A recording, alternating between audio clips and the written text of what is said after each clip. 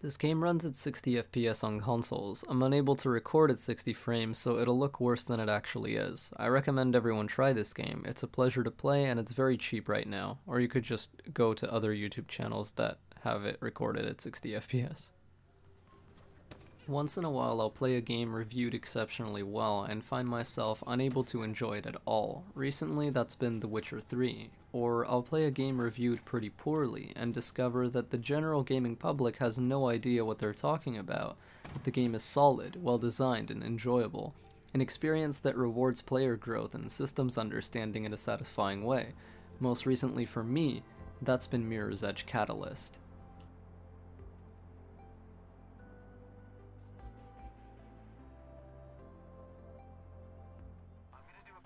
I've been playing Catalyst for 2 days, and I beat it in that time. I love this game. The parkour is consistently excellent, the atmosphere is just like Mirror's Edge 1 but taken deeper.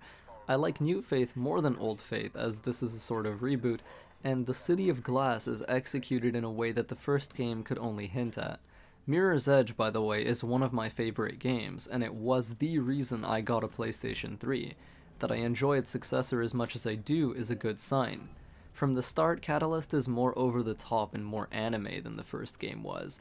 You've got a cyberpunk ninja girl who's so imperceptibly, acrobatically fast that an oppressive, futuristic police force is unable to successfully shoot her, and who's incentivized to rapidly chain actions together that give slight increases in speed while avoiding timing them poorly and thereby losing speed. The most blunt example of this is that there's a right and wrong timing with which to vault a fence, and you can feel if you do it wrong, because you'll sluggishly clamber over it instead of doing a fluid hop over like when you do it right. And that's not even addressing advanced tactics like using wall runs in your approach to the fence, or jumping and coiling your legs up so Faith doesn't even touch it. Once you have some speed up, you're meant to maintain it. Moving through the environment with high momentum is encouraged because it enhances Faith's jump height and distance, which means timing things properly becomes much easier. If enemies appear in your path, you use that same built-up momentum to engage them, with 2 basic options. You can move through all of them with light attacks, continuing the combo and fluidly chaining around the whole area, or just running through them all and disregarding them. Or you can smash all of your momentum into one high priority enemy with a heavy attack, which will usually one-shot them if it's off of a wall run or long fall, and it'll do serious damage if it's not a one-shot. Then, since you've spent all your momentum on that one enemy, you build up flow again in order to raise the damage output of your next attacks, light or heavy.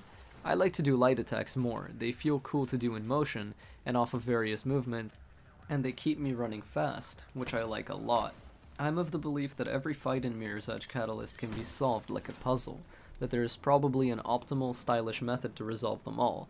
You're not graded or scored on that, but you might as well be, because not doing so feels so much worse comparatively. Getting hit or countered definitely feels the absolute worst, and the best way to avoid that is to keep running. Mirror's Edge Catalyst feels like a cross between a rhythm game, a racing game, and the childlike, imaginary kung fu fights I used to have against pillows and stuffed toys when I was a kid. That I enjoy combat surprised me because it's the part of the game that consistently gathers negative reactions. Most of the game will allow you to run straight through enemies using light attacks, and you'll rarely need to stand your ground and fight.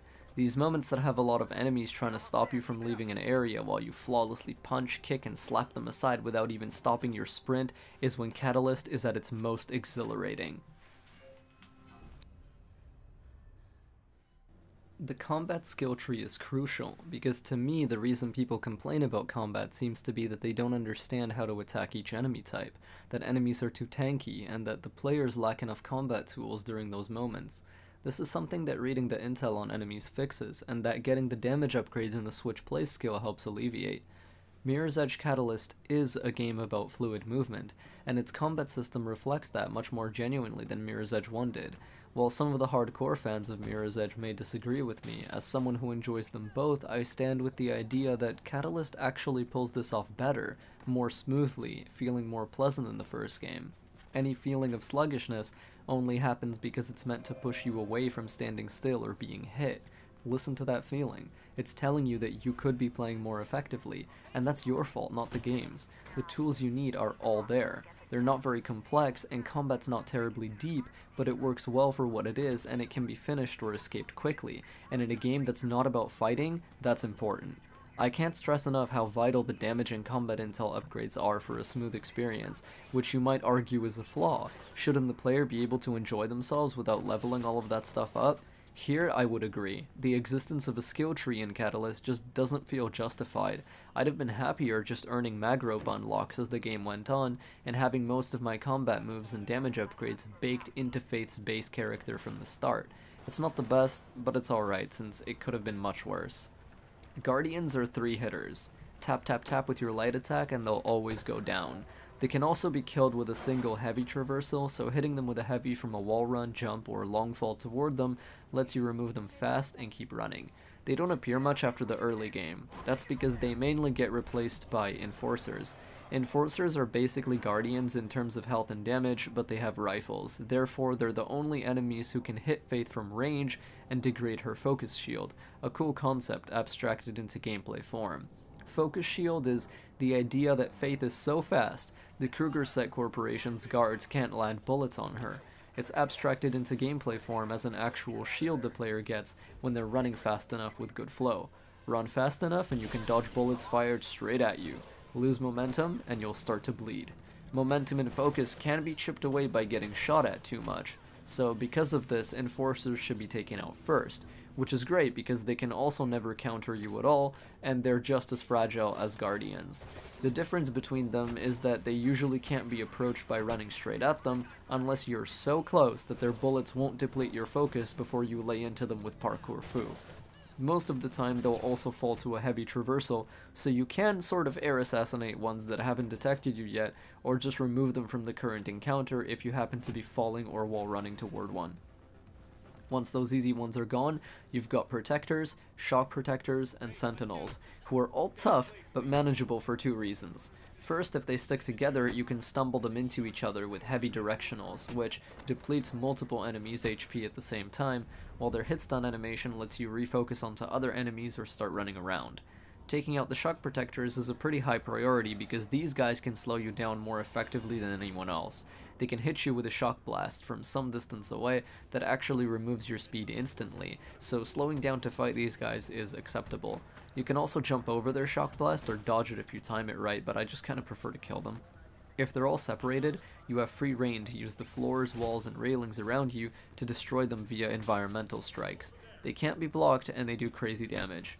The switch place skill, back and heavy attack, is also priceless against these 3 guys, since, just like any other rogue character in fiction, Faith Connors has a skill which has her do more damage from backstabs, so kicking dudes from behind hurts them real bad. Catalyst combat design works for me, but not so well for others.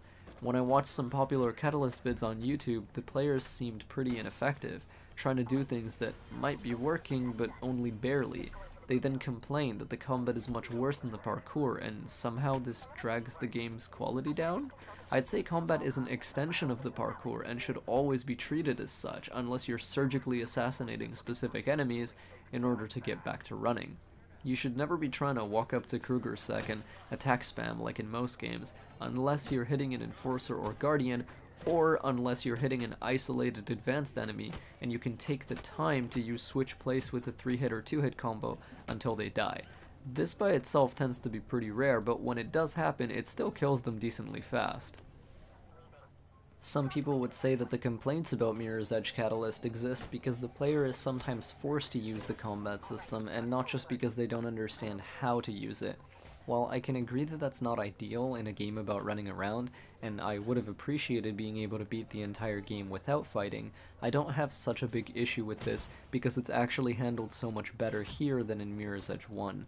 When I was playing Catalyst, the amount of times I was forced into inescapable combat during my first run felt about the same as the amount that happened to me in my first run of Mirror's Edge 1.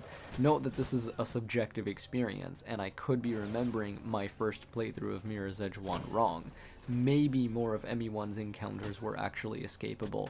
Maybe. But on my first run of both games, which is the most important playthrough, my subjective experience was that Catalyst definitely values running away from the enemy and not engaging with them. It's more explicitly and overtly structured to make that more doable, and light traversal attack is probably the reason I feel that way. The server room in the Shard at the end of Mirror's Edge 1, which doesn't allow progress without defeating all hostiles, was the worst experience in that game for me my first time through, and I can't think of a single combat situation in all of Catalyst that gave me the same amount of grief. The forced combat scenarios in Catalyst felt much less egregious to me than some of the enemy encounters in ME1, and I can't quite put my finger on why. Maybe it's because Catalyst systems play much better together and are more resonant with each other. Maybe it's because it does legitimately value momentum and player flow, but I could just not at all manage to relate to that disconnect that fans of the first game felt. There is exactly a single thing that I miss from Mirror's Edge 1, and that was converted into its own entire mechanic in this one, albeit in a different form. There was a cool maneuver I used to do with guns, where I could disarm a blue, shoot another guard with this gun, toss it away, slide toward the falling corpse, pick up its gun, shoot the next enemy who would then drop his gun, toss my gun aside, sprint up to the still falling corpse of the next one, slide through it, pick up that gun, and basically chain that combo around an entire room of soldiers if I needed to. Granted, yes, that felt pretty fucking cool, but it was just the tiniest taste of that combat flow that I wish the game had more of if it was going to just be giving me situations that I can't run away from anyway. Mirror's Edge Catalyst to me feels like it took that idea and grasped how much fun it would be to let a player keep up a combo. They could have gone in a horrible direction with this. They could have made a badass and flashy combat system with a lot of depth, which would have dissonated and clashed with the philosophy of movement and running around that both of these games excel at. Instead, they actually absorbed it into a system with simple mechanics that uses its combat to highlight how cool it is to move through these spaces and smack people around without taking a scratch. Catalyst's focus is 100% on running fluidly through an urban jungle, and it pulls that off well enough that it's the only game I've played in recent memory in which I rarely fast traveled, because I just enjoyed the simple pleasure of traversing the world so damn much.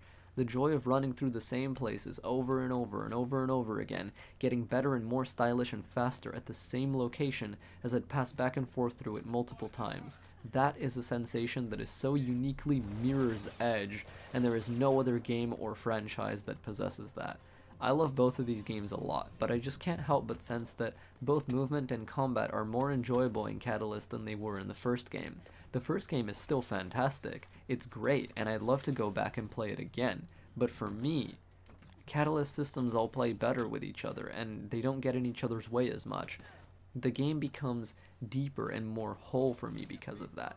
I can still easily run away most of the time, and, you know, I usually do because light traversal attacks feel too damn good.